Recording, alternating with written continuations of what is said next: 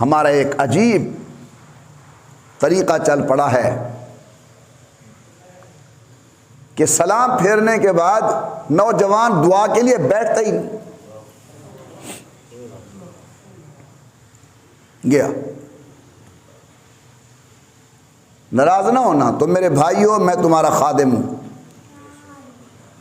دیکھ لینا نماز جب السلام علیکم ورحمۃ اللہ، السلام علیکم ورحمۃ اللہ، ابھی دعا نہیں ہوئی، میرا نوجوان بیٹا فوراً جیب سے موبائل نکالے گا، اسے دیکھے گا.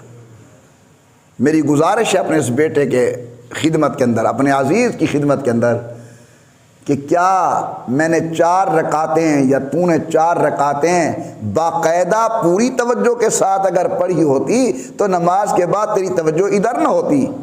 معلوم ہوتا ہے کہ تیری نماز کے اندر توجہ اللہ کی طرف نہیں تھی، کیونکہ سلام پھیرنے کے بعد تو نے فوراً موبائل نکالا کہ کیا ہوا؟ کچھ نہیں ہوا. اب تو رابطہ کرے گا انسان کے ساتھ، اس سے پہلے تیرا رابطہ تھا خالق کائنات کے ساتھ. اللہ کے تعلق ہے جی، اللہ کے تعلق سے تو مخلوق کے تعلق کو ترجیح دے رہا ہے.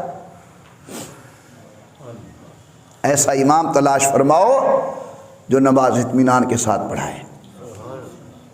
ہم وہ امام تلاش کرتے ہیں جو جلدی جلدی نماز پڑھائے.